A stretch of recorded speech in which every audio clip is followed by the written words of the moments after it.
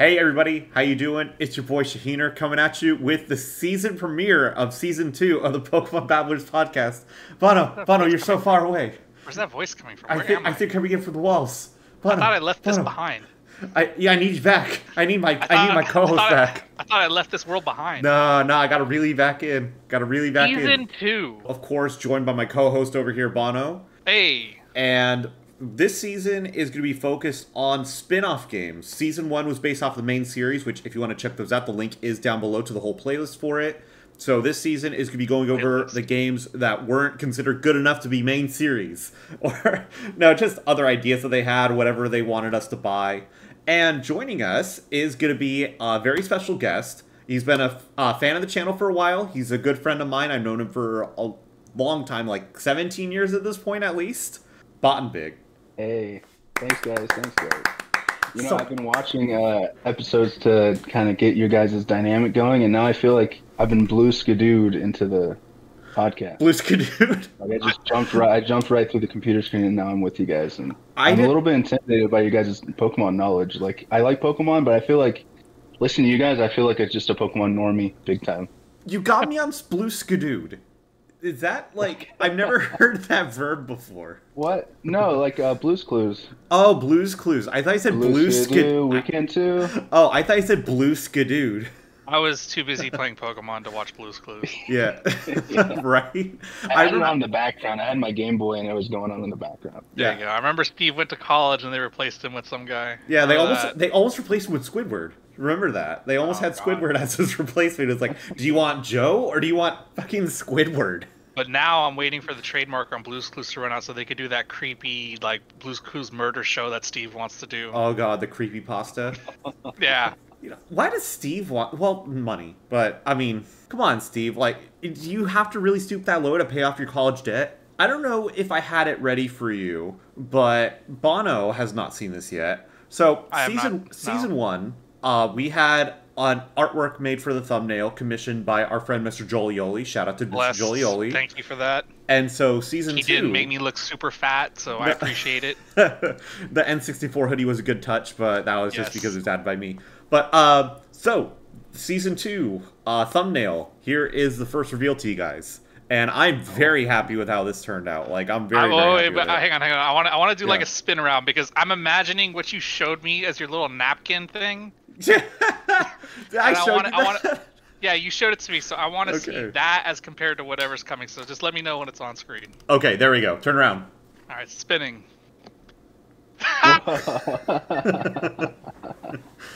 That's pretty cool. Perfect.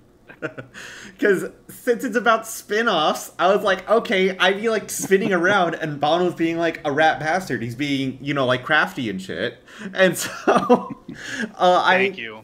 I had an idea at like 1 in the morning, just months ago, and I was like, I'm not artistically inclined, that's why I don't make the artwork. So I just drew it on like the back of a paper that I had. It had like, I think it was like one of my like apartment bills or something. You can cut this out later, but can we just get like a JPEG of what you had as opposed to what they made? Yeah, also like a JPEG of what I had. And then I sent it over to Joel, and I was like, can you work with this? I'm so sorry. Can you work with this, though? And he's like, okay, give me a week. And this is what he brought. I'm like, holy crap. Like, this is actually, like, good. I'm always impressed with Joel's artwork, not just because of the quality of the work, but also the fact that he streams and works and manages to find some time to do this. Yeah, like he's a jack of all trades. He does everything. And you know, speaking of jack of all trades, Big, you seem to have a lot of things going on in your channel. Tell us about it. Like, tell us how you got your start. Yeah, give us a rundown, little pre-intro into the Babblers episode. Mm-hmm. Okay, I'll try not to babble. You guys are the babblers. I'll leave that to you guys. I don't want to ramble and get off tangent too much. But it's funny, you guys are on Season 2, and that's actually a series on my channel. It's called Season 2. Because I originally started out the YouTube channel just to put stuff out. Mm-hmm. So I wouldn't be like, I'm just going to put bad videos out so that I'm not like perfectionist. So, because I've been wanting to make a YouTube like since, I think me and Alex, we made YouTube videos in like elementary school. I don't know if they were posted on YouTube ever, but we made like... No, they were definitely not posted on. Yeah. But just making videos and stuff is something I always wanted to do. I just never did it because I wanted to put out something good. So I figured I'd put out just bad daily vlogs that have like a kind of a character I was playing. And then I went more serious into a fireside chat where I had my audience, aka just like friends and family, would call in with like questions, like a call-in talk show.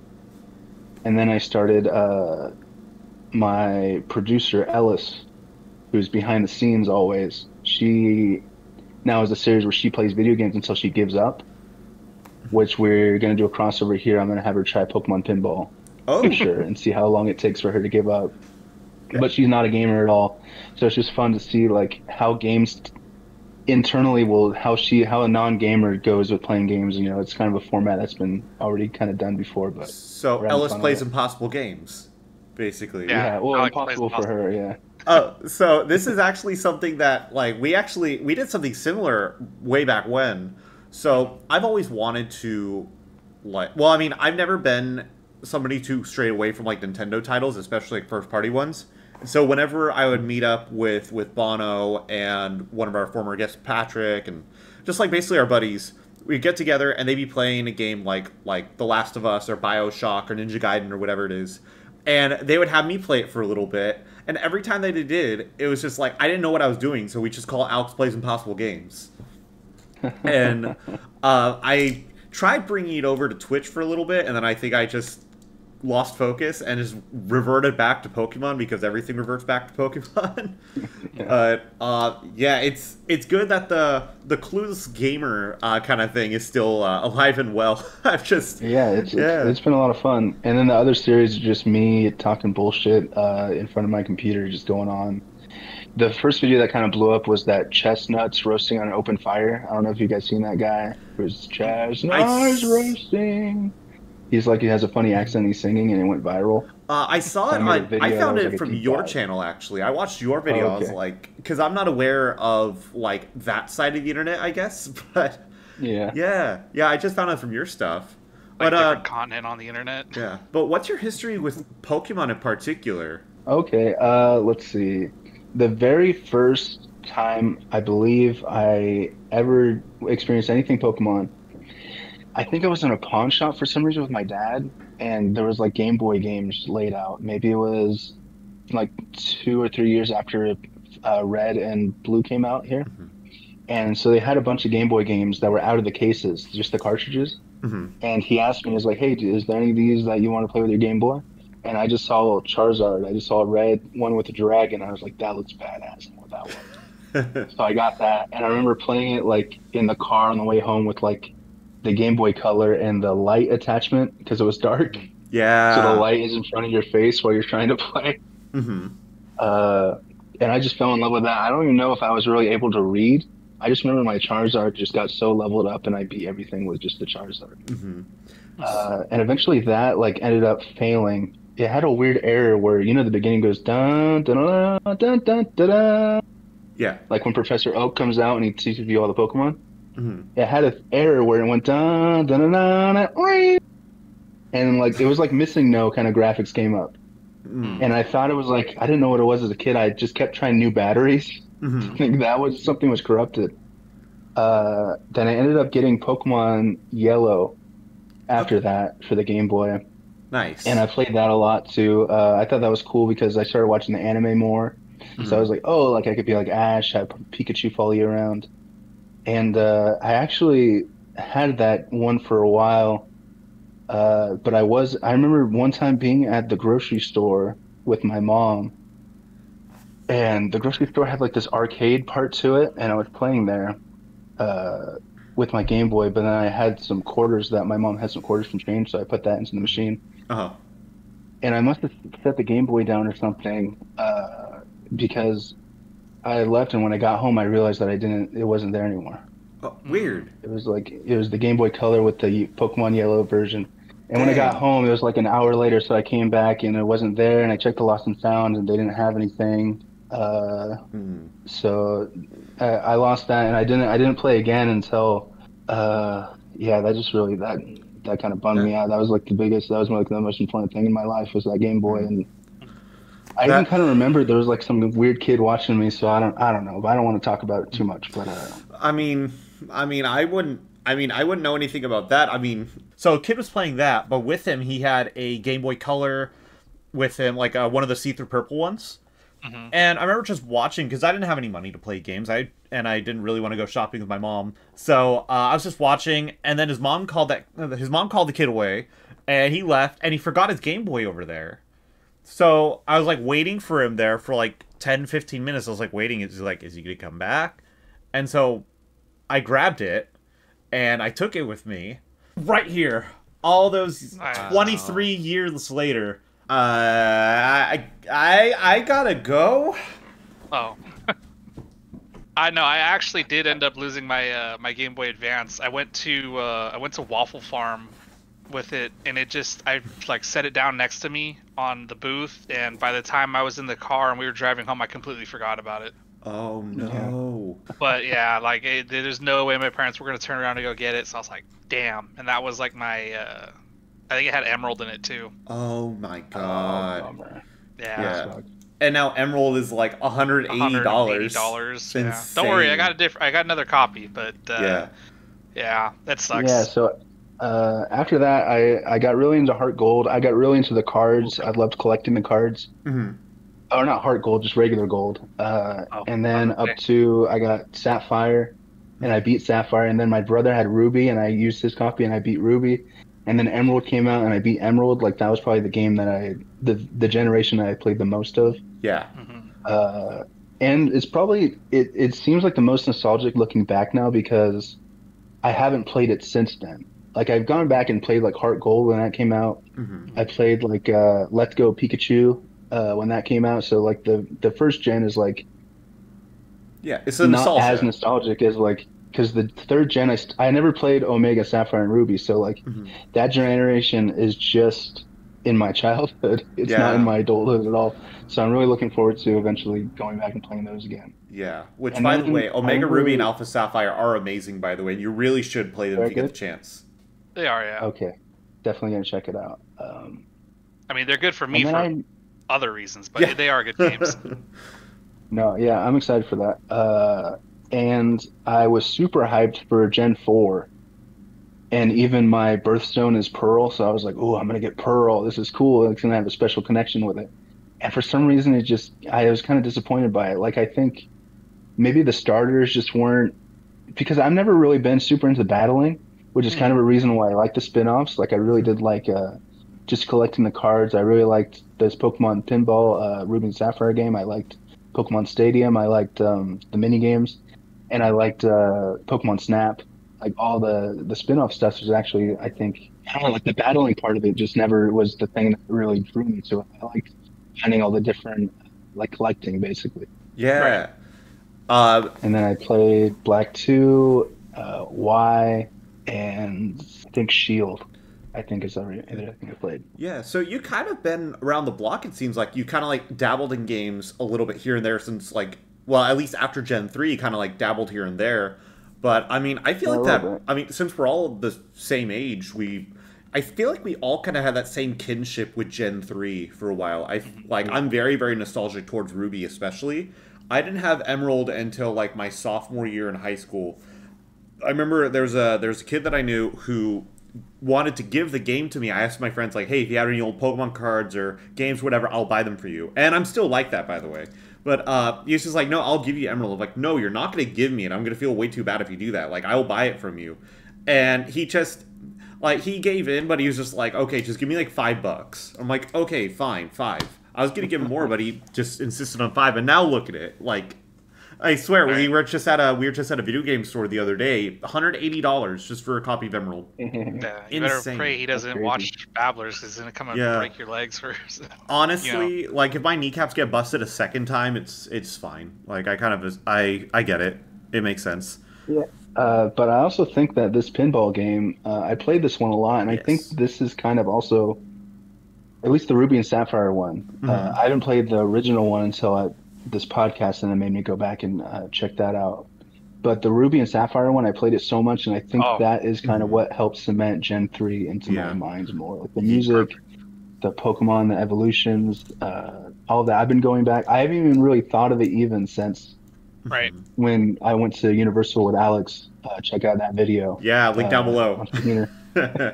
Right. And then he was mentioning this. You guys were going to do these spin-offs, so then I thought, oh wow, I haven't played Pokemon Pinball in like so long. Right. Yeah. And it's just a big rush of nostalgia. And it's just I've been having a lot of fun playing it actually. I'm very nostalgic towards Pinball Ruby and Sapphire. But Yeah. I didn't really fully come to appreciate it until later on. I mean, we'll talk about it when we get to that game. But Right. the added features that in it that I totally forgot about, that it just made it a lot more exciting for me to play personally. Bono, did you ever like play these games before? Like before I we get played the donkey out of Pinball, Ruby and Sapphire, but I remember seeing the original Pinball, but I don't think I ever like played it for more than a minute. Yeah, because I can't remember where exactly I played it or who had it, but I know I saw it.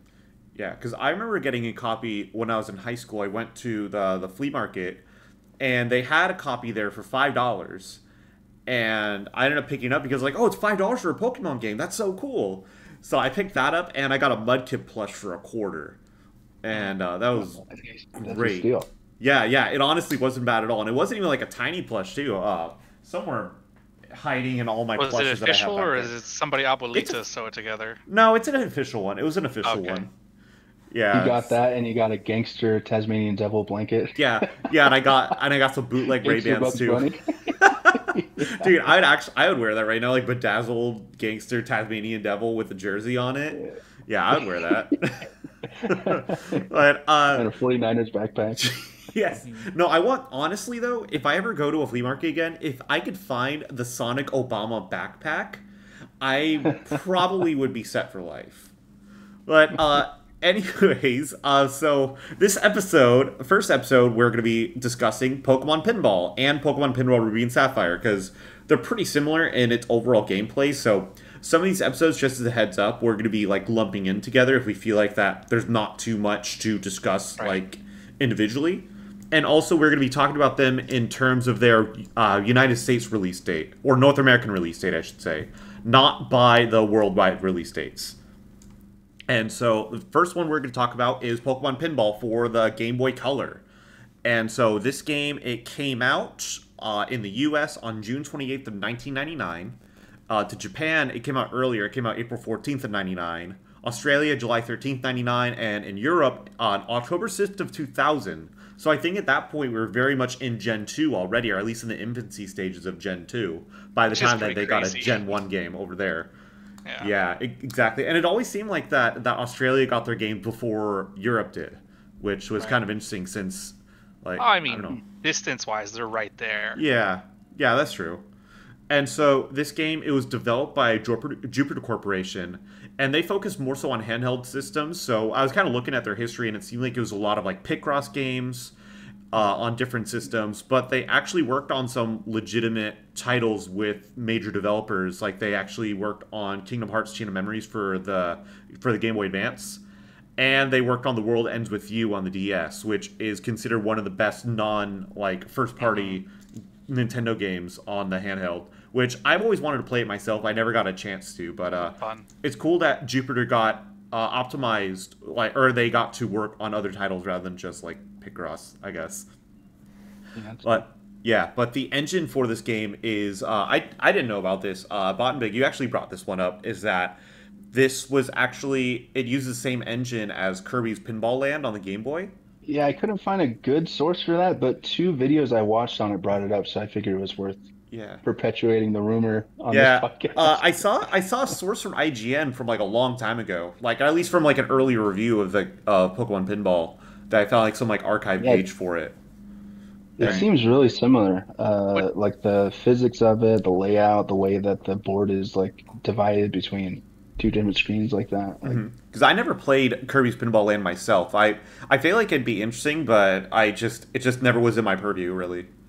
Which, I mean, it makes sense, because if you watch like any like documentaries like on early Nintendo, a lot of their early work, not that this is early Nintendo, but a lot of their early work was focused on porting games that were for arcades to, you know, the Nintendo or earlier like Atari and stuff like that. Like they would do, like, I can't remember all of them, but like the balloon one, or just like a ton of arcade games that they would do. Like so it would make sense. Yeah, it would make sense that they would not necessarily cut corners, but get the most efficient way possible of getting another pinball game out and slapping the Pokemon label on it. Right. Exactly. It just makes sense, especially while Pokemon was so hot at that point too. Is that whatever you could do to help the early 2000s, 90s, yeah. Yeah, it's like just helping the IP, just putting out whatever games you can, and so spin-off games just made sense. I mean, technically, this is one of the first spin-off games to have come out, but it's not the first. It's just the first that came out in the U.S. And yeah, so also the game cartridge actually. It was a non-conventional cartridge. I'll actually get mine right now. I'd say, yeah, it's like a big fat cartridge. It's not like a regular Game Boy. You know, do I have a spare one around? I don't think I do. Yeah, so basically Pokemon Pinball, so the cartridge was really odd. So it's a giant chungus of a cartridge. Yeah. And it has a built-in, well, not built-in, but it has a AAA battery. Or at least, it's recommended. I don't know if it was required, but it was highly recommended to have a AAA battery in there. Because the reason why it's so big is because it has a built-in rumble pack in here. So it has its own rumble features, so whenever you're playing on certain parts of the game, like if you hit a bumper or something, it vibrates or rumbles every single time. And it was really cool, added a lot more immersion than as if you're playing like on an emulator or something. And, I mean, yeah, it's not, like, the most important feature on there, but, I mean, it was just cool for immersion's sake. But I would be interested, I don't know if you could add this later, can you play the game without the AAA battery in there? Let's test it.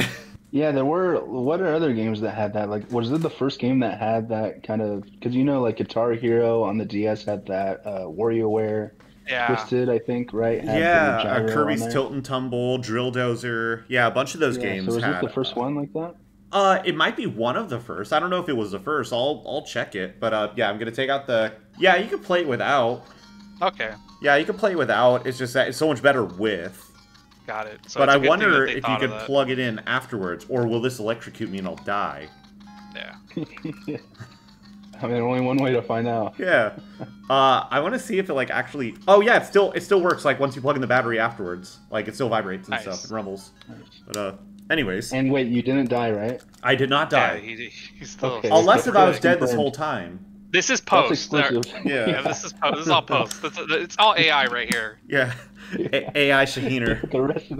The rest of the spin-off series is done by a spin-off Shaheener AI edition. Yeah. The ghost, like I'll just have a heavenly aura around my. Yeah. But yeah, so it had the built-in rumble. And the main objective of it, like the actual Pokemon games, is to complete the Pokedex. And so you catch Pokemon in here, you can evolve them, and you do that by playing pinball. The secondary objective, though, is to basically get a higher score like any other like arcade or pinball game. And those high scores could actually be traded to other players because the Game Boy Color had an infrared sensor on it.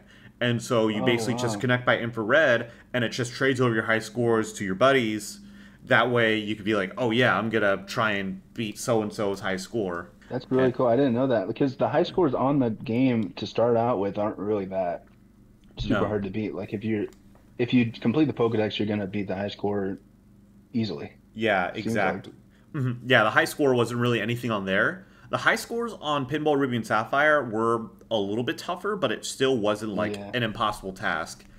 And I found out that there's like an easy way to exploit points on the original pinball game, which we will talk about in a later bullet point, I guess. But I'm playing off screen right now, so if you could let me know, that'd be great. Yeah, of course. Well, see, like I was already thinking of stuff from Ruby and Sapphire. I'm like, wait, did they have it in the original pinball? But I'm like scanning through the bullet points, and I'm like, no, but I see it on Ruby and Sapphire, so we'll get to that when we get there. Yeah, and so the high scores could also be printed. If you had the Game Boy printer accessory, you could print them out. Oh, that's cool. Yeah, I never had a Game Boy printer. I always thought that it was cool, but even then at the time I knew like this looks like shit.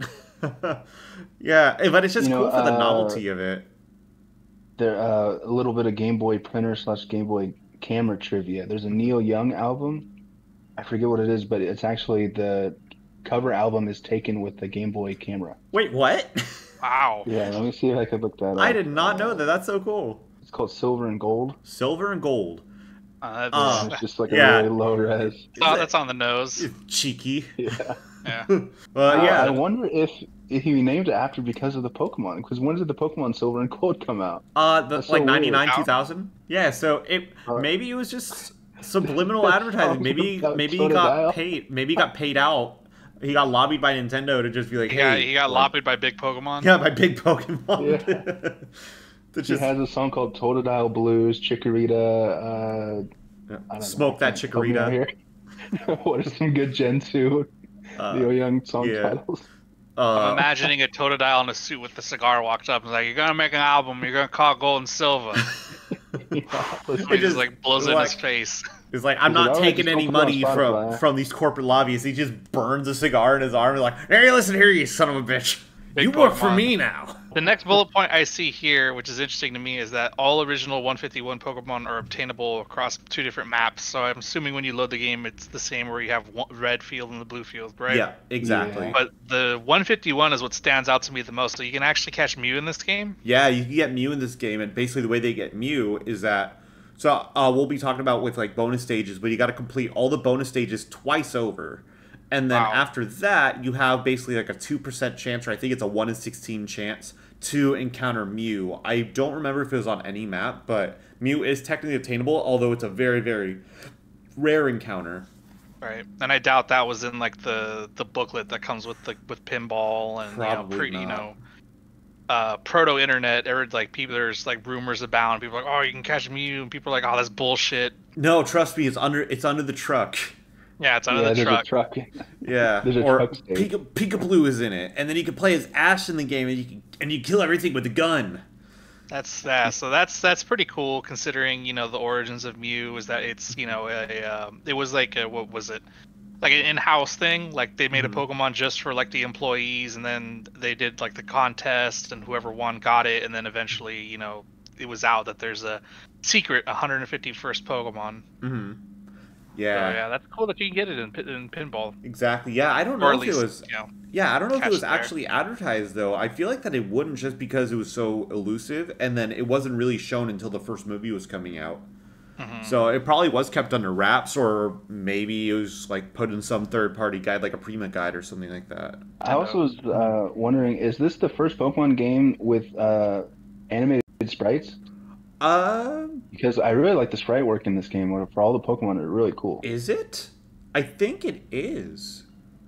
Like the Gengar, Yeah. sprite for the bonus game is that's like one of my favorite Gengar designs. I've never seen it before, and it's so What he's sick. talking about is like the actual Pokemon, not like in Pokemon Red and Yellow, where like the water Pokemon is literally like a pile of water, and Yeah. then the Ivysaur is literally a flower. Yeah. Yeah. No, but like actual animated sprites, I think you're right Yeah, on that yeah. one. I think that this is the first Pokemon game with animated sprites on there. Yeah, I And wouldn't have that's thought Crystal, about right? that. Yeah, Crystal I remember had the playing first like Crystal and true being, like- animations in a main series. Yeah, game. animated. The Totodile gets on screen and goes, Yeah. and then Yeah. goes back to Still, static pose. still, when I saw that though, Crystal my blew my mind mind was as a just... Yeah, Yeah. and then once they started like moving around normally at Gen 5, I was like, whatever. I've seen this before. Yeah. I see through their ruse. What's crazy is that like they managed to fit this all in the same cartridges that regular Pokemon games come out. So this is all in a Game Boy Color cartridge.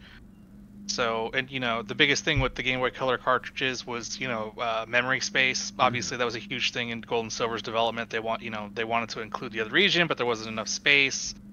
So I think this, since it came out in '99, like they had solved that by then. So it's pretty cool to see that they got not just the pinball, all the stuff that it does in there, but they also have the animations for every, at least for the first 151 Pokemon. Yeah, exactly. I mean, and it is really cool on that one, but I can't imagine a game like this having much more, or being much bigger of a file than, like, Pokemon Crystal, for example.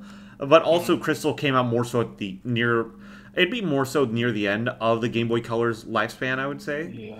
And so they probably knew how to handle the hardware and optimize it properly. And so, but also Game Boy Color was basically it was like its own thing. It seemed like you couldn't play Game Boy Color games on a Game Boy, right? And so there was like exclusive games for Game Boy Color, kind of how like new Nintendo 3DS had games that are exclusive for that, and you couldn't run them on a regular 3DS. It always seemed like it was kind of like its own thing. It was like it was in the same family, but like separated in a way. basically the game, it starts off, you pick your map, either the red map or the blue map, and when you start the map, you get, basically does like a random spinner of what location you're going to go to. There's a bunch of different locations based off of places in the game, like Mount Moon and Cerulean City, Cinnabar Island, that sort of thing. And there are Pokemon that are located specifically in those areas within those maps. And there are version exclusives to each map as well. So that was cool that they actually allowed that to happen. Also, they have their own assist Pokemon and hazards. So, like on the blue map, for example, the way that you go to catch Pokemon is that you have to make sure that it falls into the Cloyster hazard or like assist, or on the ruby or on the red one that you would have the Voltorbs as bumpers. But each map had their had one shared Pokemon, which was Pikachu. Pikachu kind of helped as like an assist at the bottom of the map, so in case if like the ball falls behind where the flipper is, that Pikachu can help rebound it. If you have enough electrical charge, it'll blast it back up. So that way you don't completely lose your turn. Because you start with 3 lives, and basically once it falls past the flippers, then the life is over. You could get more lives, but they're really, really difficult to get them. So usually it's just easier to say you have 3 lives. It is kind of cool that like this is one of those games that where you learn by playing, and like by the end of it, there's like so much that you learn just from like 5 minutes of playing. Yeah, just from one little thing. I mean, I was replaying them a couple days ago just to get myself reacquainted, and it always seemed like I did bad on Red and I did on Ruby, but I did well on Blue and on Sapphire. Like Blue, I was playing for like at least just half an hour without game overing. Mm-hmm. And yeah, I don't know what the it was probably in the manual when the games first came out, but I don't know, like on the blue stage what the Poliwhirl, I think Poliwhirl changes the location, but I don't know what the Psyduck does. Psyduck, I don't remember what the Psyduck does exactly, but there's something similar in the Ruby and Sapphire with Zigzagoon, but Zigzagoon had a purpose. And that one has a cool one. Yeah, I don't. Yeah, and the Diglets for on the red one, the Diglets, like I keep hitting the Diglets and they don't do anything. I don't know what they do. I assume it has to do something with changing the location of where you catch the Pokemon. Probably, because that's what it was with the C-Dot in Ruby. Yeah. Yeah, it's funny, like, I'm comparing all the older stuff to how the newer one is like. Like, I think in terms of Ruby and Sapphire features, because I'm so much more familiar with that than I am with the original one. So there's different bonuses that are activated, like you could upgrade your Pokeball to like a Great Ball, Ultra Ball, Master Ball by hitting the lights above the bumpers. So above like the Voltorb, for example, you hit all the 3 lights and it'll upgrade it, and that updates your multiplier too, so you get more points. There's other items that you could get. There's like a ball saver, because for the first like 30 seconds or a minute of your playthrough, there's gonna be a ball saver so you don't lose your life right away. Is that like in case you just happen to mess up or you're trying to get warmed up, then it'll save it for you so you can just roll through again. And so you get the ball saver. There are other items that you could get for like evolving Pokemon. Yeah, so basically to catch the Pokemon, you have to go into what they call catch 'em mode. And so it's activated right away when you first start the game. But once you use that and you catch a Pokemon, then you have to hit the ball in a certain rotation to allow you to capture another Pokemon. But once you start in catch 'em mode, that a silhouette of a Pokemon will show up, and you have to hit the ball into the bumpers to unlock little pieces of the silhouette. So in the original one, you have to hit the bumper 6 times to have the image show up of the Pokemon. And once the image shows up completely, it'll turn into a sprite that you have to hit 4 times. Basically 3 times to show the word catch under it, and then 1 more time to catch it. It's 100% capture rate, so it's not like it'll break out or anything. And those Pokemon, you can evolve them as well. There's another feature called Evolve Mode, which you do have to go through the rotation like the other way from how you do catch 'em mode to evolve Pokemon. And so once you do that, you have to hit the ball around the stage. You'll see like random like items. Like if a Pokemon evolves by level up in the real games, in the main series games, you'd have to hit these experience sprites. Or if it was like an evolutionary stone item, you hit those items, so on and so forth. And so once you hit all of those, you have to shoot the ball into like a little sinkhole. And once you do that, then it'll evolve to its respective Pokemon.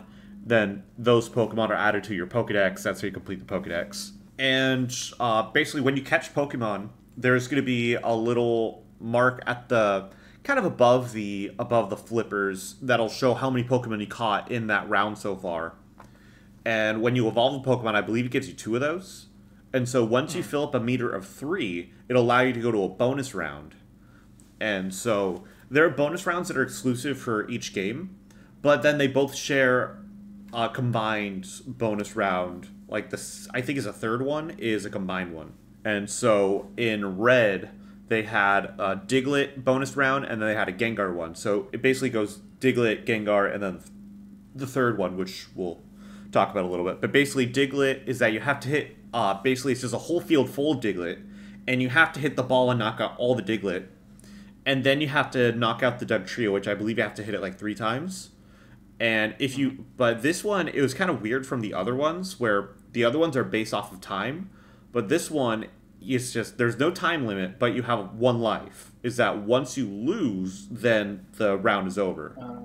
And so you basically have to keep the ball rolling, basically win the bonus round. You have to hit all the Diglett there, which I don't remember if I did that one myself, so I don't know how difficult it was. And I think that's a good thing. It was pretty easy. Yeah. I think it's a good thing you touched on is that like all the bonus stages are like timed. Like every single one of them have like a 2-minute timer on it, so you're really like pressured into getting it done in that 1 second. Yeah. Before getting kicked back to the regular table. Exactly. And I always struggle with catching and evolving is the same too. I think it's like 1.5 minutes or 2 minutes. Yeah, exactly. I think it is 1.5 minutes.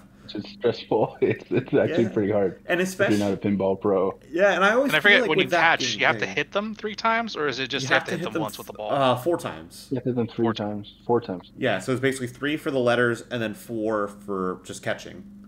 Right, and then I don't think if you saw it on here, did you put upgrading the ball? Like upgrading from a Pokeball to a Great Ball to an Ultra Ball? Yeah, he talked about that. Oh, did he? Okay.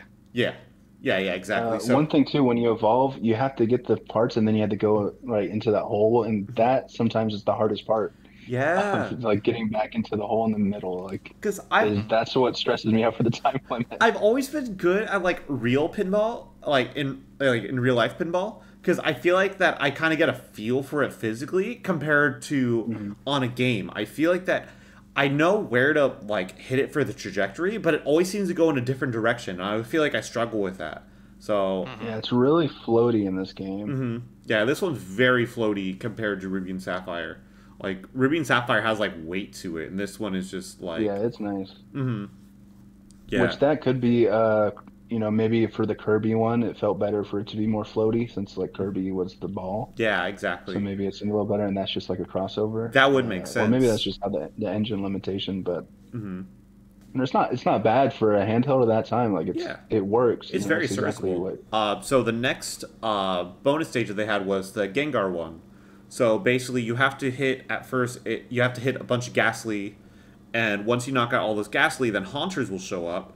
You have to knock out the Haunters that are there, and then Gengar will show up after that. So you have to hit Gengar multiple times to win that. You have 90 seconds to do that, but the Gengar gets knocked out with 5 hits. So you gotta basically be very deliberate with your attack and making sure that it doesn't mess with you. I don't remember if it gives you any kind of like hazards and stuff. Like, because again, I'm thinking of Ruby and Sapphire with the Dusclops stage. Wow. Yeah, it's pretty much the same thing, huh? I'm looking at the bonus stage page on Cerebrine. It says the stage starts off with being filled with some Ghastly. Hit 10 of the Ghastly, earning 1,000,000 points for each hit, and the stage will progress. So like then I look at the picture on the bottom. It has like I can't even count off my head how much points for that is. But that's like a lot of points. Yeah, it's like a 12-digit number. Yeah, especially if you get like a combo going, just get the vibe for it. Like sometimes you just kind of get lost in playing it. Yeah, and so on Blue, their stages. So their first one is a Meowth stage where you have to hit this Meowth and it'll drop coins, and you have to collect, I believe, 20 coins to win. And if you collect multiple of those coins without, I think. Yeah, you get a multiplier. I think if you hit the coins multiple times without hitting it again on the flipper or something of that sort, then it'll up the multiplier, and then you could win a little bit quicker. The second one is a seal bonus stage, where you have to hit. So the seals are going to be swimming in the water, and they're going to poke their head up, and then you got to hit the head of the seal I think you got to do 20 times on that one too, and that's also timed for 90 seconds. So you're telling me I have to club a seal? Yeah, absolutely. They're ahead of their time, if you may. And that one's actually similar to the, how do you pronounce it, Kyogre? Kyogre, Yeah. Kyogre, yeah. That one, it's, part of his, he has a phase where he goes in and out of the water. It's probably taken from that, just like the Duskull and the the Duskull one. That's how I almost feel about the Spheal one as well. I feel like the Spheal one, like they're like, you have to like hit them as they're floating in the water and stuff like that too. I feel like that they kind of like rip this one apart and just put it into bonus games. But the last one that they both share is the third bonus stage, which is the Mewtwo bonus stage. And so you have to hit Mewtwo 25 times to win, but it's blocked by these like shadow balls. So you got to hit the shadow balls, and then you could attack Mewtwo. It doesn't do anything, basically. Like, Mewtwo doesn't retaliate, or at least when I played it, it didn't retaliate to me. And you have to, you have to hit it 25 times within 2 minutes. But this is where, like, point exploiting usually happens. Basically, every time you hit Mewtwo, you get 1,000,000 points each. Every single time you hit Mewtwo. So people will deliberately, like, they'll play, and they'll deliberately lose to Mewtwo, so that way they can go back and play the Mewtwo one and just play it over and over and over and just rack millions of points. But when you win, you get 50 million points. Oh, also, I don't know if I mentioned, but you can actually save in these games, by the way. So if you wanted to, like, stop, you could save and it'll pick up right where you left off, which is really cool. I don't think that other games of this sort have that, especially when it's like an active game rather than like an RPG. And as we mentioned before, Mew is obtained when you beat the Mewtwo stage twice over, and then it just shows up like a 1 in 16 chance when you encounter a wild Pokemon. It could be Mew, possibly. It's 2% chance. Ooh, that's stressful. Yeah, exactly. But then once you catch it, then it's... actually, no, you have to just encounter it. You don't have to catch it because it's almost impossible to catch it. You have to hit it like thousands of times to catch it. Oh, wow. Yeah, so once you encounter it, that's basically all you got to do. I mean, those are all the notes that I had for Pinball. I mean, I think we touched base on pretty much everything about it. Like, it's very fun, but it's very floaty. And yeah, and the ball goes through, like, it's kind of janky where the ball sometimes goes through the bumpers at the bottom. And, like, the tilt button doesn't really seem to do much. Yeah. As much as it does in the Ruby and Sapphire game. Yeah. And the ball actually goes through the bottom status bar. Like when you're going from the top to the bottom, the ball like goes over the status bar, which seems like it should be like, it's like breaking the fourth wall. Sounds like a slight oversight on their part. I had fun with it, especially like as a kid, but I was already familiar at the time with Pinball Ruby and Sapphire. So this, like, even then, it felt like a nostalgia thing, too, even though it wasn't that old at that point. It felt more of a nostalgia thing playing it then. It was like, yeah, but I did enjoy it. It's just a Ruby and Sapphire was so much better, personally. Yeah, if you guys, are we doing ratings for these ones, too? Or? Sure. I mean, I don't have as, like, the experience that you guys do with it. I think I, like saw it once, but, from what it is, especially how it laid the groundwork for Ruby and Sapphire, and just how overall fun it is, I'd give it like a solid 7 out of 10. Yeah, I'd give it like a 7.5 out of 10 personally. I feel like that there's something that they could have worked on in there, most about like the weight of the ball and just I don't know, but I mean they made it work on a Game Boy Color, which is just astounding in and of itself. So yeah, I'd give it like a 7.5 out of 10. Yeah, originally I'd probably give it like a 4 or 5, just like in these days. But thinking about like having this, if I had this as a kid. Playing it back then, I would have played this a lot. So yeah.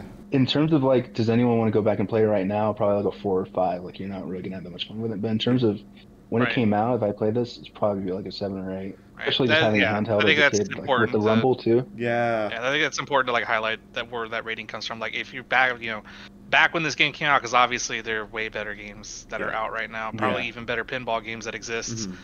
But in the moment, at that period of time, if you had this, it was a great like distraction, and it was something you could pick up and play for like 20, 30 minutes and then put down. And that's the best part about a handheld game too. It was like that's like the ideal way to go about it.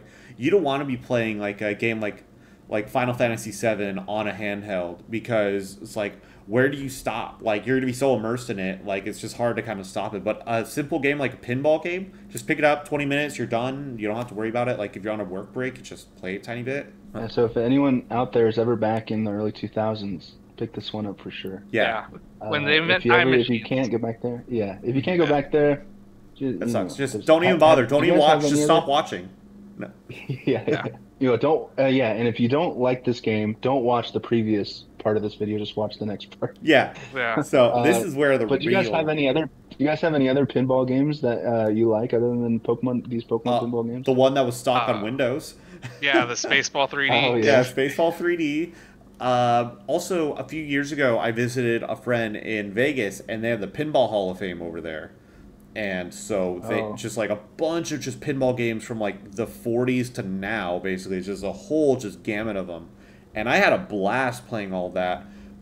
But and also it was weird too. Like basically my vacation that I had at that point, I spent the first few days visiting a friend in Portland, and then I went to Vegas after that. But in Portland, the first night, I remember we went out to this pizza parlor, and they had just like a whole setup, like a whole wall of just arcade game, or no, not even just arcade games, just straight up pinball games, like a whole just room of pinball games. And we were just playing that for like hours, and every single one felt different, but I felt like I went back to the older ones. I felt like those just felt more fun rather than like all the lights and screens and all the digital shit at you. I liked the older feel of it. And then being at the Pinball Hall of Fame, I felt like I gravitated towards those older machines too. Tell me about how the younger generation just doesn't understand, Grandpa. Kids don't get it. The kids, they don't know. They missed out. Kids these days. Right. Well, it is more like an analog feel. It's kind of like playing games on an emulator versus playing games like on the original hardware, with a CRT. Like, it might not be that different, like on the surface level, but when you're actually playing it and experiencing it, you go back and forth and compare them, you could really tell a big difference. Yeah, it's like listening to vinyl versus listening to like a digital file, like an MP3. Is that you're getting to the same destination, but it's the means that you use to get over there is totally different, and one person experience is totally different. Yeah, if you were to watch a YouTube video of someone comparing them both, there wouldn't be a difference because you're just listening to your headphones. You had to be there in person. Yeah. To really understand. Exactly. And another pinball game that is pretty fun is Yoku's Island Express. Have you guys heard of that? It sounds familiar, but I don't think I've played it. It's like a pinball Metroidvania game. Ooh, I'm sold. It's really cool. I recommend it. I played through it. It's pretty fun. Like it's really cool how they do the the flippers. They just have a lot of really cool gimmicks with it that make it really fun. Yeah. What system is it on? There's boss fights, and it's pretty similar. What system? It's a pretty new game. Like, I played it on Steam, but I think it's on all the consoles. It's on Switch, I think. Okay. Cool. Yoku's Island Express. Yeah, I'll probably have to. So going back and playing this, if you liked going back and playing these old pinball games and you want to try something newer, I recommend this one for sure. It came out in 2018. Ooh. Oh yeah, that is really new. Dang, yeah, I'll probably have to play that pretty soon. Maybe I'll play it on stream, which you could check out twitch.tv/Shaheener, link down below. Shameless plug. Yeah, it's a shameless plug. So moving forward from there, so years later, 4 years later, they decided to put out the sequel to Pokemon Pinball, which is Pokemon Pinball Ruby and Sapphire. Came out for the Game Boy Advance. So in the United States, it came out on August 25th, 2003. Japan, it came out August 1st, 2003. Australia, September 26th, 2003. And in Europe on November 14th, 2003. So Europe didn't have to wait a whole year like the other regions did, luckily. So we all got it around the same time. And it was also released on the Virtual Console for the Wii U at like late 2014, early 2015, depending on the region that you're in. Which was really cool because like not often when they put like older Pokemon games on a Virtual Console of any sort. Like we had to struggle tooth and nail, or like just basically to get the main series games onto the 3DS Virtual Console. Which when that was announced was like, it makes sense, but they made it like a whole big deal, and it was. But Yeah, so the cartridge didn't have a rumble pack like the original one on the Game Boy Color did. But if you connected the game to the Game Boy player for the GameCube, it would unlock a feature to use the rumble feature on the GameCube controller. And when you load up the game, I mean, it's the first screen that you see is Game Boy player. And I never paid attention to that. I was like, oh, whatever. They're just advertising another product in a game. And yeah, it just unlocked a whole new feature on it, which, I mean, it sounds just little at first, but I'm like, this is a Game Boy Advance game that's utilizing features from hardware that are a system separate from it. And I always thought that was just really, really cool. And I played it on my Game Boy player, and oh my gosh, it's so much better to do that. Like, if you have the means of doing that and not shilling out $100 for a Game Boy player disc, do it. It is so much better. What's weird for this is that, obviously in the time since the first Pinball Gen 2 happened, but they decided not to do like a Pinball Gold and Silver, and they just jumped straight into Pinball Ruby and Sapphire. So I have to wonder, what is what's the mentality with that? Did Pinball not do well? Did they decide to take another gamble and do Ruby and Sapphire Pinball? Was there a slump in the market that they saw after, initial Ruby and Sapphire sales? Like, what were the circumstances at the Pokemon Company that led to Pokemon Pinball Ruby and Sapphire being, developed and released? Stoke while the iron's hot, I guess. Yeah, maybe they're just like cashing in because it was doing so well. I think that Ruby and Sapphire were doing well, but I mean, it would just make sense to just throw their names onto something. Maybe just give the developers something to do. Maybe some of these projects have like a humble start. Like, some of the team could have just been like really just doing something, kind of like how like some Zelda titles started, like some guys just working on a port or is just like doing something that's like related to it, and then the next thing you know, hey, we got a full developed game ready to go. Yeah, they're just like, hey, we're gonna be working on this here and there. We're working on a pinball game. Hey, could you slap Pokemon in it? Yeah, sure. And this also comes out in the Gen 3 era. Obviously, for the starters are on the box art, and that's like or the Gen 3 starters. I mean, to tie in with Generation 3 to let people know that the kids know that this is tied to Pokemon Ruby and Sapphire. If that wasn't already apparent in the name, you got a visual representation for that. Right, exactly. And all the Gen 3 Pokemon that are just thrown on there, like Spoink and whatnot, or Whalmer. Yeah. And so this rolls into like what I call, it's not what everybody else has to say, but what I call the golden age of Pokemon, because there are two distinct ages, at least with the little history we have. There's the initial like US release that I would call like the first age, which is when it just came out, everybody and their grandmother was buying Pokemon merchandise and Game Boys. And, it's on Time Magazine. You have news outlets like, is it poisoning our kids? Yes. What is Pokemon doing to the nation? And then you have, that's obviously a huge thing, but like that died out. Like, you can tell, like, there was a huge drop. Like, most of the players stayed, but it was a fad, and that, fads fade. But what I call the golden age for Pokemon has to be the Generation 3, because this is like the biggest generation in terms of games, and not just main series games like you have with the came out series regularly, but it's just like games for the generation in general. You have Pokemon Pinball, you have Pokemon Fire Red, you have Pokemon Ruby Sapphire, you have the definitive edition in Emerald, you have Pokemon Box to get all your Pokemon to put in there, you have Coliseum XD, and there's probably a couple other games that I'm forgetting that probably came out in this time. But you can see that like there's so much to do in this era of Pokemon that it's all tied in, and that's why I think that when we talk about Generation 3, I have the most to say about it and the most to do about it. And it's kind of sad that we've never had that repeated in any generation of Pokemon, not in Generation 4, not in Generation 5. Do you feel like that's more because we were in that age demographic that we were exposed to it the most, and like we are starting to like remember things the most because we were in that age when Ruby and Sapphire were coming out? We were all like 9 or 10 or so, and we're like, okay, I understand this now, and this is really exciting. A whole separate discussion on its own, but I kind of like, I did think of that when talking about it, but like when I look at it, I try to like take myself out of it and just like see what. That's why I highlighted like everything that came out, like what was presented in that generation or what was given in that. not so much that I did play every single game, but that's besides the point. There's so much that you can do across every single one of those games that ties into, Pokemon in general. Yeah. Obviously, Pokemon Pinball doesn't tie in the sense that you could take your Pokemon from Pinball and trade them over to your main file, but it's still a part of the conversation. Yeah, exactly. Because I feel like that it was more like focus on like toys and stuff in Gen 1 and 2. I feel like there was a lot more focus on that, and there wasn't as much focus on like spin-offs. You saw some of them here and there, like the original Pinball or like the Stadium games, or even like the Pokemon Mini that they had, like the little handheld device. Like you saw that here and there, but I feel like that this is really the renaissance of like the spin-off game per se.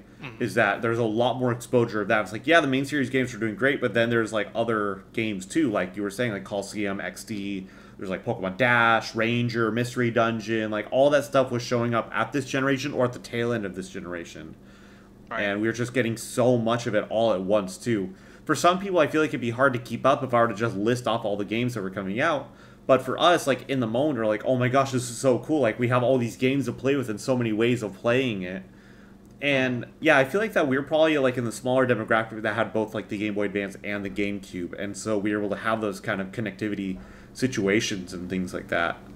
Right. It could have been a little bit of like oversaturation too, like with every spin-off, because like you said, Pokemon Dash, like I remember just being disappointed with that. Yeah. Like, oh cool, I just got a DS, I'm gonna play a new Pokemon game, and then it's like, oh well, this is a Pokemon game, but it's not really giving me the, it's not as fun as another Pokemon game. Just more and more just more options and more go ahead to, hey, slap Pokemon on this, make a Pokemon game version of this, and then kind of lessens the brand a little bit. You're less like, it's not as magical because it's not all just up to the quality that you're used to. Yeah, it's like when you see all these products that have like the tie-ins, like, oh, there's Dr. Pepper flavored licorice, or whatever. It's like, yeah, I love Dr. Pepper, but this is kind of like lessening the brand for me a little bit. Like I remember going to sorry to get off topic. Yeah. I remember going to the grocery store and seeing a package of lettuce, and it just says Marvel on it. The grocery store. Yeah, I was gonna say, like, what? Did you have a head of lettuce stolen from you too? Yeah, just get your food delivered. Just get your food delivered. Stop going to the grocery store. Yeah. There's a bag of shredded lettuce, and it says iceberg lettuce shredded, and it just has Marvel on it with like Hulk. Yeah. And Captain America, and it doesn't. There's no sweepstakes. Yeah. It's just Marvel lettuce now. Like, so. It's like Pokemon Dash. Like, yeah, it's Pokemon, but I mean, but why? Yeah, you could have put like you could have put like Roadrunner from the Looney Tunes on there, and it would have made more sense. Right. I remember they had Pokemon cereal for a while, and then Pokemon fruit snacks, and what else? They had like a ton of Pokemon food. Band-Aids. Yeah. Pokemon underwear. Band-Aids. I probably had some Pokemon underwear back in the day. Bed sheets, curtains. I'm pretty sure I have those still. I had Pokemon shoes for sure. I had these.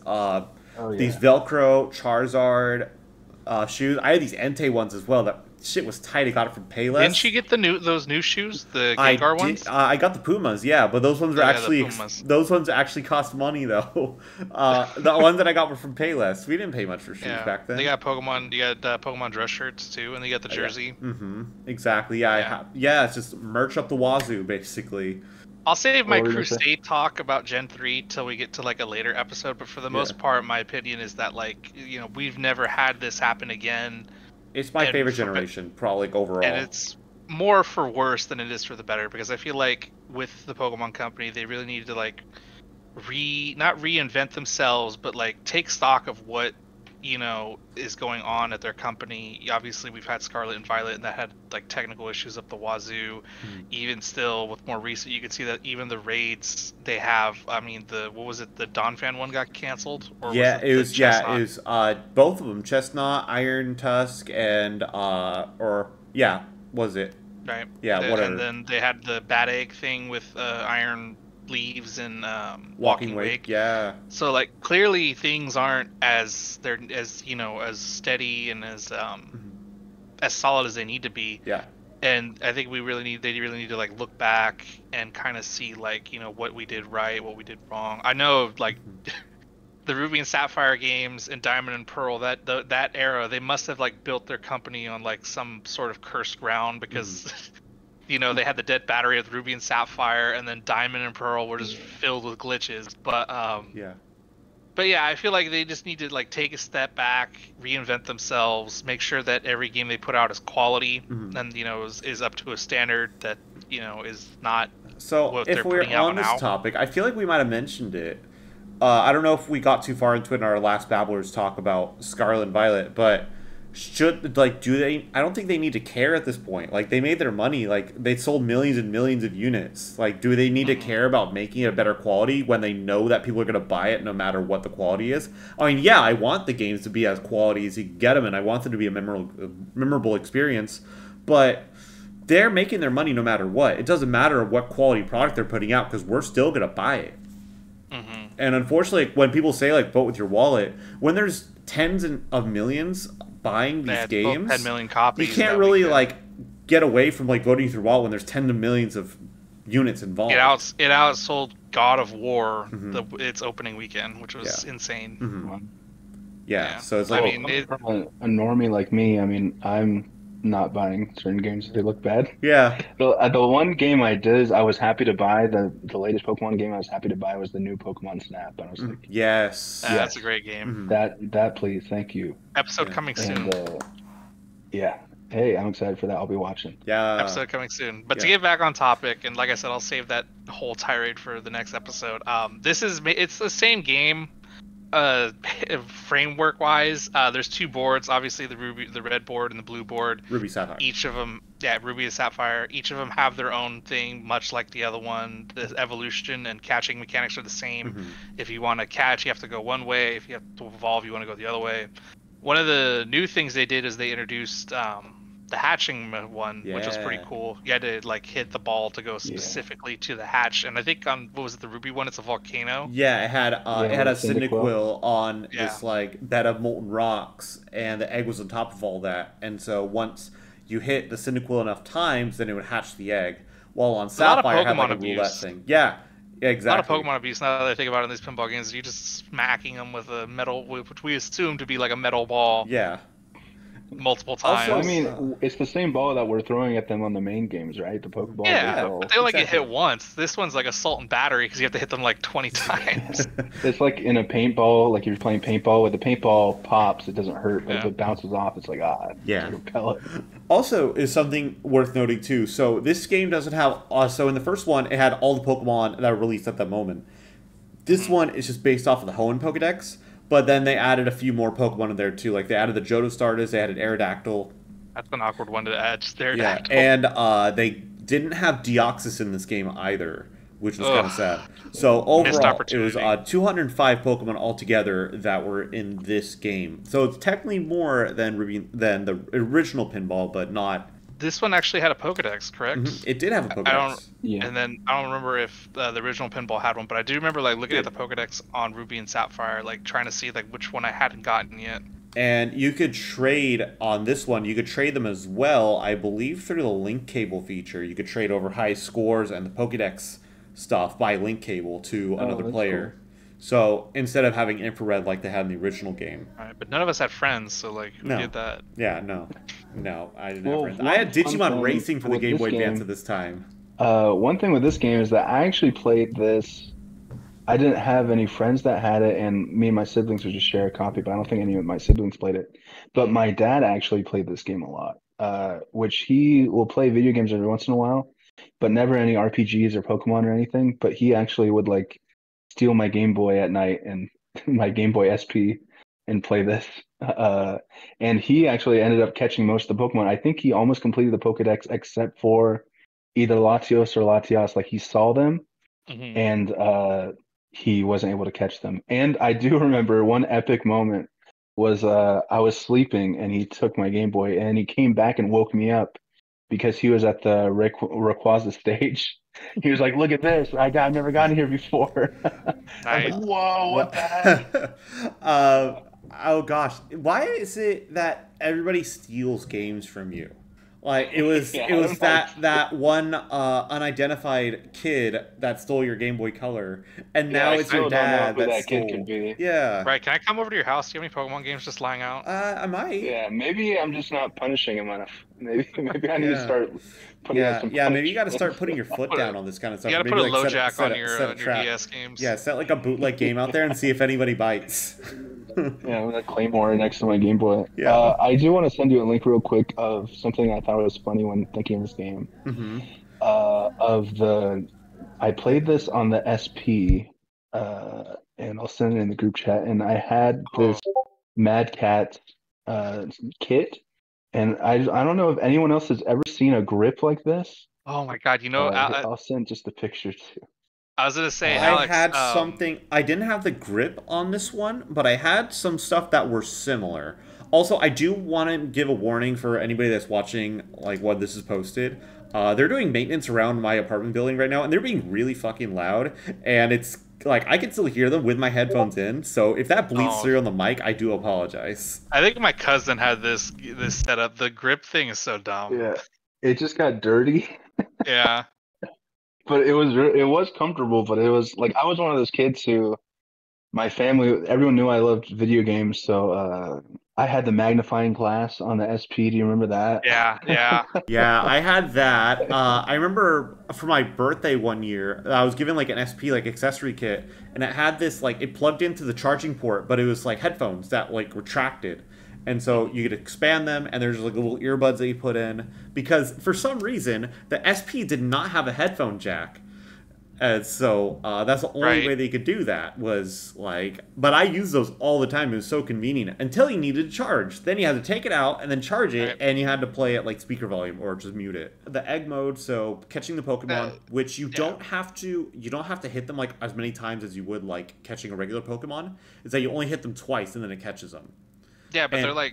Yeah, but they walk around. Yeah, they walk around, and if you don't get them in a certain time, then they walk back in. You lose the catch. Oh yeah. There's no time limit on the top right, like there usually is, but there's not a time limit, so it's even more stressful because like the happy music's playing. It's like, oh no, I gotta get this Pokemon. Right.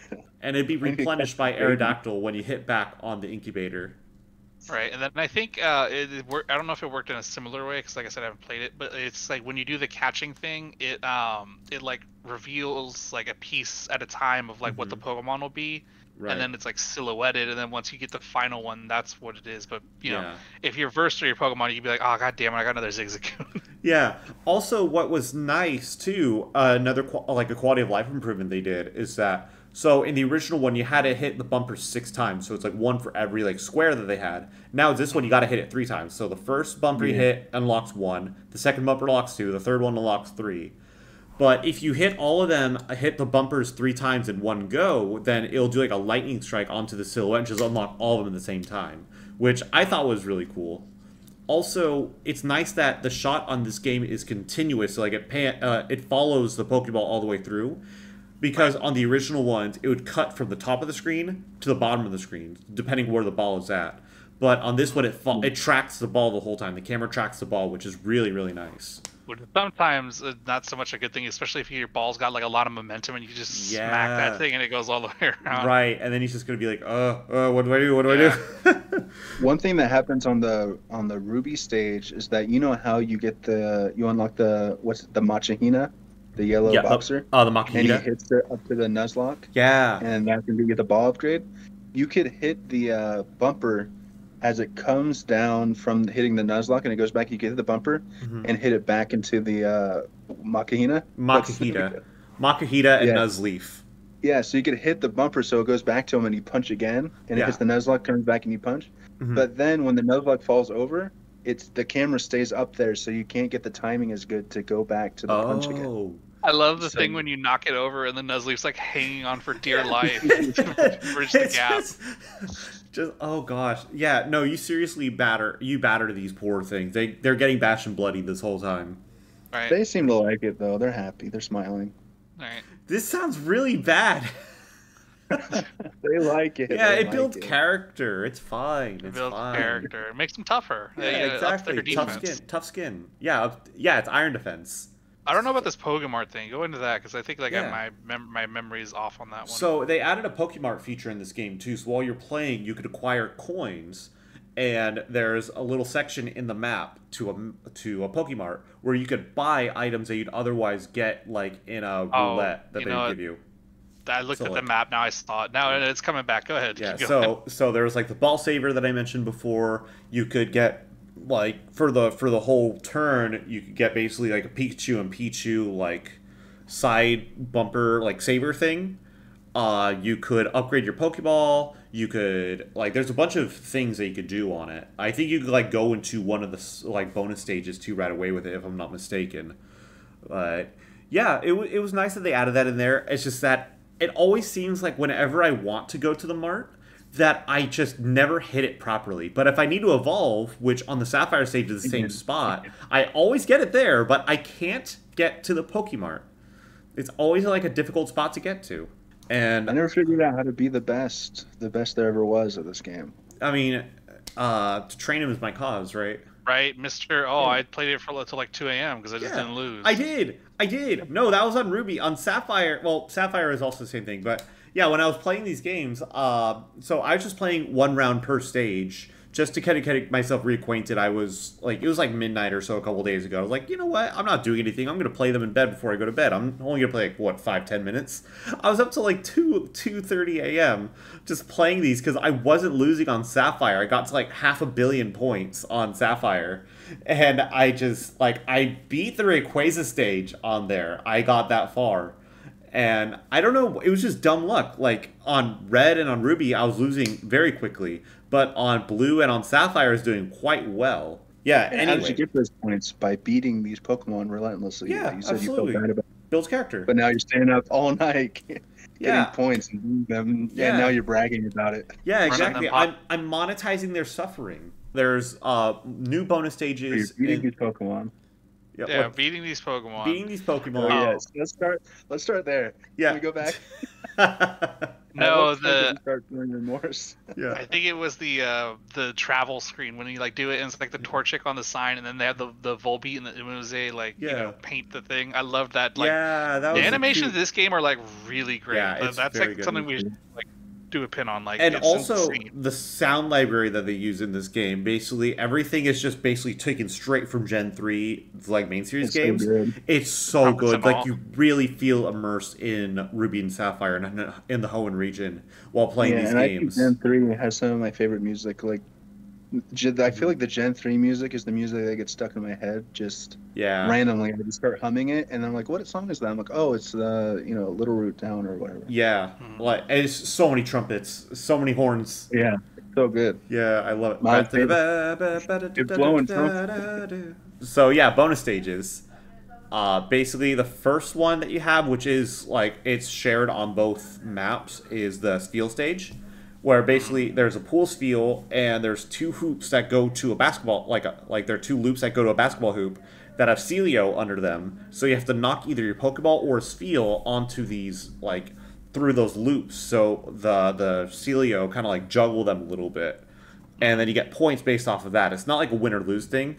It's just more of like you just get points just for getting points. Ruby, their first stage was a Kecleon stage where you have to hit a Kecleon that is camouflaged. You have to hit it 10 times. Sometimes you get lucky by hitting it, but there are Devon Scopes just kind of scattered around. Like you have to hit a tree and then Devon Scope falls down.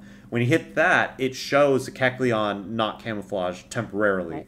What is like a little awkward about this is that in like Pokemon lore is that Kecleon can go invisible except its stripe. Mm-hmm. Except in this one, it goes completely invisible, like you can't even see its stripe. Yeah, maybe they didn't establish that part of the lore. Maybe they didn't know it yet when they were developing the game.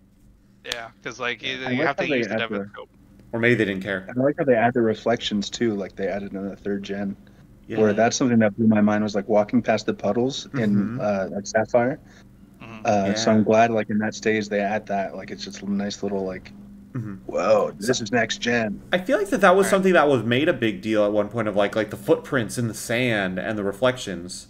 Yeah. That, I mean, mirroring seems to be a difficult thing to emulate. I think it was overshadowed by too much water. Right. Yeah, too much water.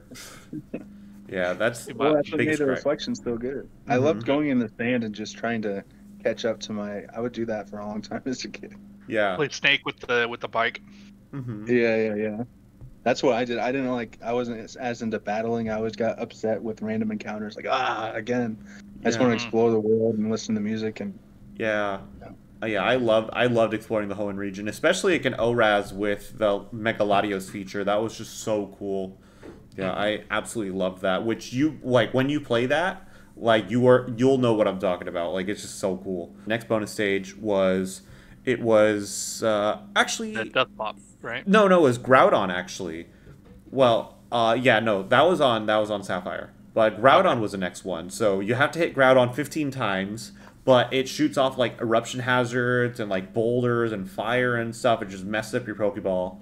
And if you beat that twice over in the same playthrough, then you'll be able to catch Groudon. That's the only way you catch Groudon or Kyogre and Sapphire. I honestly think the Groudon one's the easier of the two. Mm-hmm. Because it's only like there's hazards, but you just have to hit them to get rid of them. Whereas with the other one, we'll get to there when you get there. Yeah, the sound design is really good too. Like it's so satisfying breaking open those blocks. Yeah, like there's something about it in the fire. Like just seeing it go. I don't know. It's just the sound's so crunchy and nice, and it's like ooh. Yeah, they did really good with this game. Like in terms of its sound and its music, like effects and everything. It was just knocked it out of the park. In Sapphire, the first stage was the Dusclops stage, like you mentioned. So you have to hit a bunch of Duskull. It's very similar to the Ghastly one in the original Pinball. So you have to hit like 20 Duskull. And then you hit a Dusclops 5 times, but you can't hit it directly ahead. It'll swallow your Pokeball and then shoot it back out. So you have to hit it on the sides or on the back. And when unless he's walking from the front. Yeah, exactly. Unless it's walking, then you just hit it from the front. And the next one was a Kyogre one, which you have to hit it also 15 times, but it could do like a sheer cold. It could freeze your ball. It could hide in the water like in the Seal stage from the original games. And when you beat that twice over, then Kyogre will be caught. So... That's where I was saying, like, you can freeze your ball, so it's just, like, stuck wherever it is. And then on top of that, Kyogre disappears, like you pointed out earlier, it goes underwater. And then the whirlpool, like, just traps your ball for, like, an extended period. So it's, like, kind of day and night in difficulty compared to Groudon to Kyogre. Like, Groudon, you just... I had a lot better of a time with Kyogre versus Groudon, at least from what I remember. Because it wouldn't, like... It would try and do the sheer cold, but if you're able to hit it at just the right time, like you hold the ball and then you know its pattern, you could hit it and it won't do sheer cold and you'll be fine. And it's always fun to kind of mash out of stuff like that. You can't mash out of the whirlpools, I think, though. Like, I think you just sit and let it happen, which doesn't really feel very good. Right, exactly. Whirlpools were probably the worst part of it, just being stuck in there like you can't get yourself out. But that also reminds me of the next one, which is the Rayquaza bonus stage. So you have to have Is it Rayquaza or Rayquaza? Rayquaza or Rayquaza, right. So you have to have caught Groudon or Kyogre to do this one. And so basically you have to go through those other 2 stages at least twice over. And then you can go to that stage. And this one is like it's constantly like flying up and down. And you have to hit it, I believe, 15 times. And you have to avoid like thunder and other like moves that it has, like extreme speed. And this one I felt like was very frustrating. I was able to get it within like the last few seconds, but it is like, especially when it paralyzes the ball, it is so annoying. Or the whirlwinds that it has. The whirlwinds are probably the most frustrating part. It just tosses the ball in the air. Yeah, exactly. Yeah, I feel like I was hitting those every single time. I hit every single one every single time. It was the most frustrating thing ever. But when you win, you get like 99,999,999 points. And then when you beat that twice over, you catch it, I believe. One thing about that I like is I always liked in video games when they have the music going on all the time, but when you get somewhere really high, like it quiets up and you just hear the wind. Yeah. Like I really like the ambience to that boss fight is really cool. I mean, the other 2 legendary boss fights in this game are really cool too. Like Well, this is more like the true boss. It's like, also the like the transitions to the areas. Like they didn't have to do that. They could have just like teleport you there, but they took the time to like have you like pan in on the lava and pan in on the water, and Kyogre to like go through the jump up, Groudon to fall. At first. Yeah, really cool. Yeah, it showed that there's a lot of passion in this game too. Like you really tell that they put a lot into it, even though it's just a pinball game. At the end of the day, they put a lot. Pinball game. Yeah, but they put a lot into it. And also, since they had Mew in the original Pinball, they actually had Jirachi in this one. And so you have, if you was he not on the White Rock at the rocket facility? No, was not there. No, that was just a lie made up. That was a lie, bro. Damn. Yeah. So if you get transported to the ruins area, which is a very, very difficult location to transport to, then you have a chance of finding Jirachi there, and you have to catch it within 30 seconds, which I believe is a lot quicker than any other Pokemon encounters. Because I believe other ones are a minute or a minute and a half. It's a minute and a half. Yeah. In Japan, they had tie-ins with the e-reader accessory for other features of starting at you could start at the ruins right away. You could start at whatever location you want to. There's other features, but those were not added in the virtual console release of it. And I don't think we got any of that stuff over here too. I don't think that the non-Japanese release had e-reader functionality in any way. I think we barely got the Eon ticket, and we were lucky to get that. Yeah, exactly. It was only a Toys R Us exclusive, I believe. Yeah, or the Mew thing. The Aurora ticket. Also, I mentioned it before, but you could actually catch the Gold Silver Crystal starters. You can catch Aerodactyl and the Latios on any stage. Oh, weird. But it's a 1% chance of getting them. But you could technically get them. Aerodactyl of all Pokemon. Of all Pokemon, yeah. I mean, it just seemed right at the time. I mean, it's a great Pokemon. I don't see any reason why not. But no Charizard, also why? No Venusaur, no Blastoise, Aerodactyl. Yeah, I mean, and then the Johto starters. Mm-hmm. Yeah, the Johto starters was kind of a weird choice. They could have easily done the Kanto starters. They really want to bank on that nostalgia. But so another thing I found out in my research for this episode, that I guess at the Pokemon Center in New York, they had an actual Pokemon Pinball arcade cabinet. No. And there's only 2 photos that exist of it. There's no actual video footage of it. And it's the only account that anybody was able to have. So this is the first cabinet, or the first picture that I saw of it. And basically it's just a straight up just pinball cabinet for Pokemon. It has all the Gen 3 Pokemon just highlighted over here on the sides. And it's nothing crazy or anything. But then this is the actual a fan took a photo of this at the Pokemon Center. And so this is the only photo that exists of it. And Pokemon doesn't want us to know. Yeah, Big Pokemon doesn't want us to know. I remember my brother telling me that they had Pokemon pinballs in Japan, and they had the real Pokemon, little guys. Yeah. Do you guys remember being a kid and just hoping in the future, it's the way technology is going, Pokemon are definitely going to be real eventually. Technology, it's be we're going to create life. We're going to create a new species of life. And it's going to exist, and they're going to be able to shoot fucking fire out of their mouths. And they're going to be able to generate their own electricity, and we will harness their power to fuel this world. Yeah. I used to when I took baths, I used to get the soap and try to shape them into Pokemon and then put them on the edge of the bathtub. That's they were all terrible. They were all terrible looking, and definitely were not what they were supposed to. But I'm like this one's Squirtle. That's how Zeus made Pegasus in the Hercules movie. Yeah, literally, I was like, this one's Charmander. Yeah, I used to play imaginary Pokemon as a kid at school, and I would basically feel oh, look at that, that's Onyx or whatever, and you gotta throw a Pokeball. I used to do that stuff all the time. I didn't want to remember that, and I hate that you brought it up. Why do you do this to me? I used to imagine what they would be driving around, because we did I was always in the car a lot. Yeah. And so I was always but I don't think I ever had the scale in mind, because I'm oh look, there's Dragonite on the ground, and it'd be a tiny little thing, but I'm in reality Dragonite would be 6 feet tall. Mm-hmm. Well, that's one thing. You guys, I watched the episode of Let's Go Pikachu and Eevee, and you guys shit on that game. I really like that game a lot. I enjoyed it to an extent. I don't care as much about the battling. I like the collecting. Yeah. So the catching and the shiny mechanics was awesome to me, and I loved riding on the Pokemon. Yeah. And that's the thing with the scale, with riding Haunter, and you're holy shit, Haunter's huge. Mm-hmm. Right. And I love how you could cling on to Snorlax. Mm-hmm. Like that, and for dear life. Yeah. Or I love in Ultra Sun, Ultra Moon, where the Machamp carries you like you're some helpless, feeble old person, and they're just carrying you around.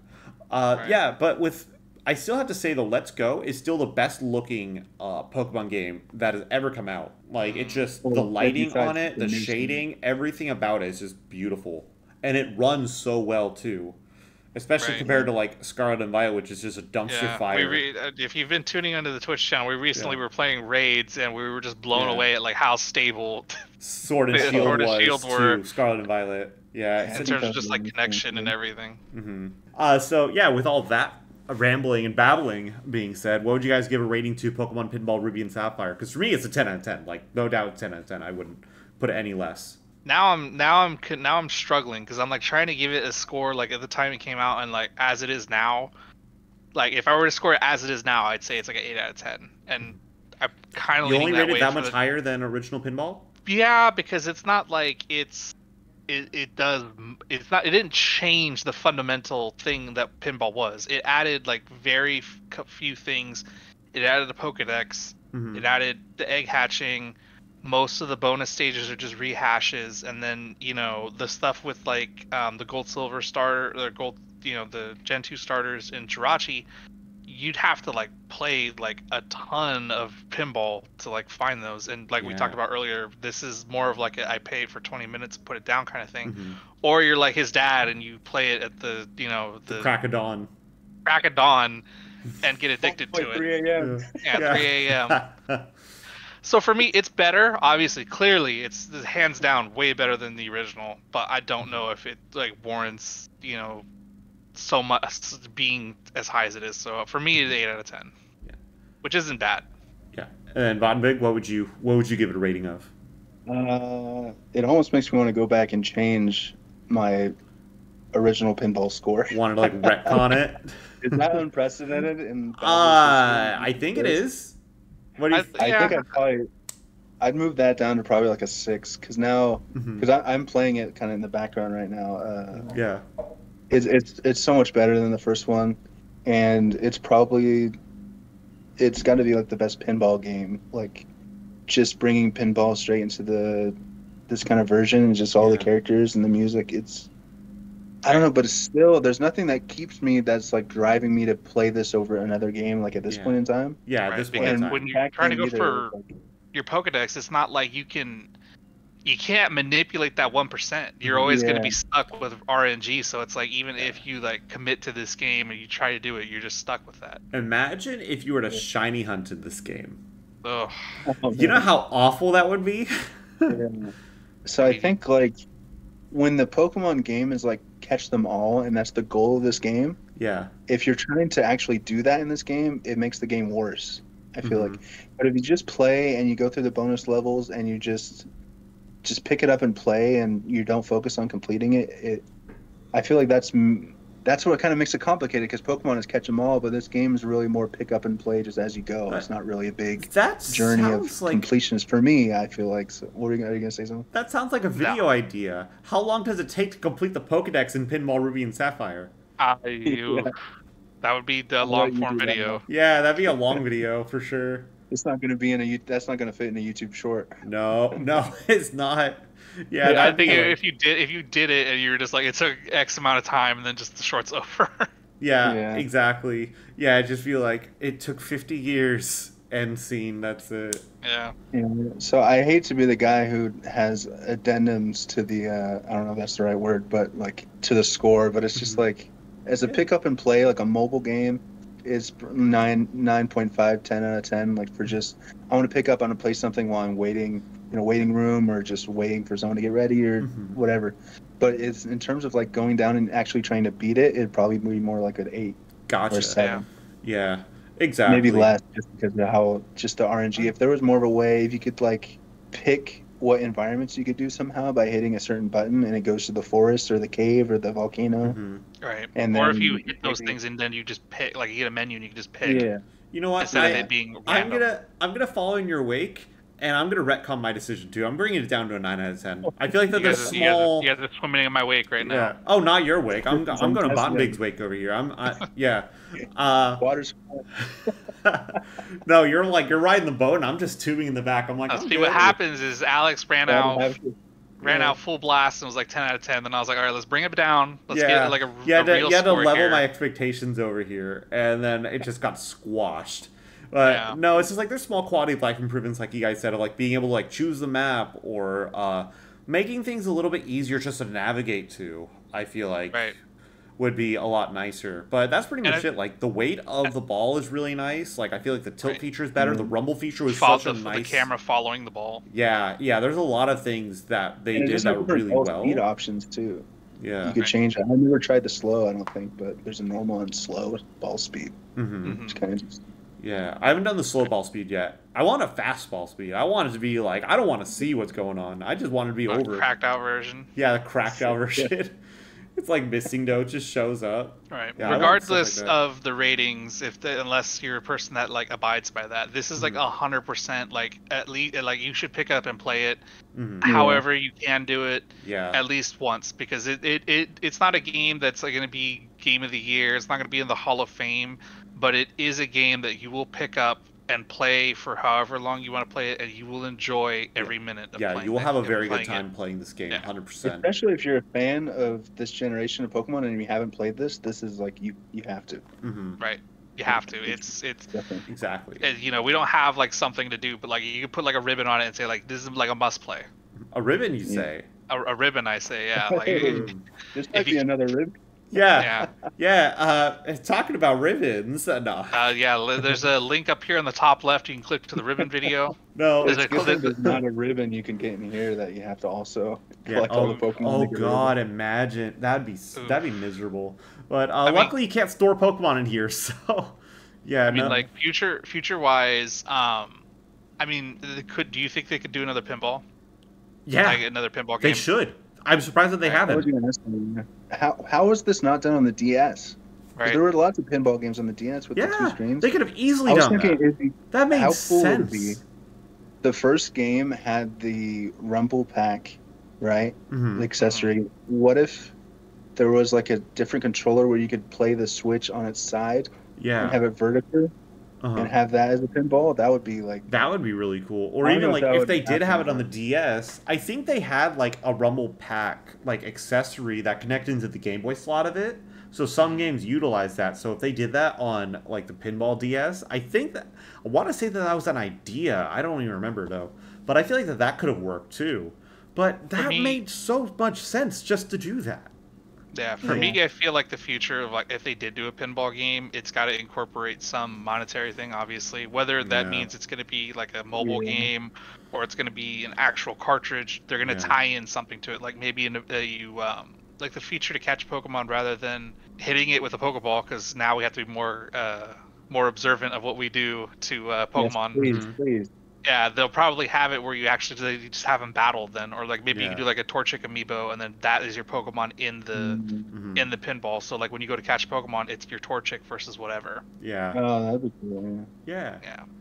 That'd be a way to like sell, get that extra monetary. Yeah, stuff like that. But I think a pinball game could do well, especially if it's just like a shovelware, like $10 on the eShop kind of thing. But they're not doing any like just straight like you're paying this amount and you're getting the game anymore kind of games. They're only doing like free to start for the spin-offs, which is kind of sad. Well, one thing I know I don't know how you guys are doing on time, but I just had one thing that might be since it's the first episode of the spin-off games, maybe a fun thing to think about for you guys. You would know better. Why am I doing all this stupid hand stuff? Let's go! Listen. Hey guys, I had a great time. Yeah. I had a great time, guys. So dumb. It might be fun to think about. You guys would know this more than me. Where do you think each spin-off games, like, could it take place in the Pokemon world somewhere? Like, do you think that this has any, like, could Pindalia or Red? Yeah, I think Pokemon? Yeah, I think it could be like in the like a reformed game corner, like after the whole like Team Rocket bust, like maybe they turned into like an arcade. Yeah. And I'm remembering, is this gambling? Yeah, I remember they have like the episode where like the Sandshrew is like wearing like the training belt, so it's like always in the ball. So maybe like the Sandshrew is like the pinball. Oh gosh, that's just straight up animal abuse at that point. That's basically it then. So thanks everybody so much for watching. Thanks again to Bottenbig for joining us for this. It's a great start to the second season. Also, wait, you never cracked open a cold one. I did not. I was waiting for that. I did not. Let me go get one to crack with you. He's gonna crack with you. This is sacrilege for a Pokemon podcast, but you know what? It's fitting. So I got this milk tea. It's a Patamon. Oh, nice. Patamon. Yeah, Most Patamon. useless Digimon. Yeah, exactly. So, cheers to Bot and Big. Go check them out. Oh yeah. There we go. Check him out on YouTube, on TikTok, on Instagram, or wherever you can find him. Plug your shit, King. Bot and Big. Google Bot and Big. Put the name up there. Really nice and legible. Just Google it and you'll find me. I'm not hard to find. Where are you? Yeah. And I'm so sorry. I can't. I don't. Over there. Cannot Alex, sleep. Alex, get out of the way. No, Bono. Hang on. This wall is stuck. But, You gotta- And also, if Yeah. you want more Pokemon Pinball gameplay, I'll have my producer Ellis play too for an episode. And in that episode, I'll redirect people back here, so you could be in a loop of We'll be watch in this it. podcast, Endless I'll loop. put it on a recommended loop. to that video, and then go to that video, be recommended back here, and that's entertainment endless for cycle. life. That's views for Right. life. No. Well, Yeah. Cheers, brother. But yeah, if you like what you see, go ahead and subscribe. Check me out on Twitch, twitch.tv/Shaheener. More videos coming soon, more Babblers coming soon. But until then, we will see you in the next episode. Later. Bye. Happy to finally be part of the Shaheenaverse. Yeah, the Shaheenerverse. Yeah.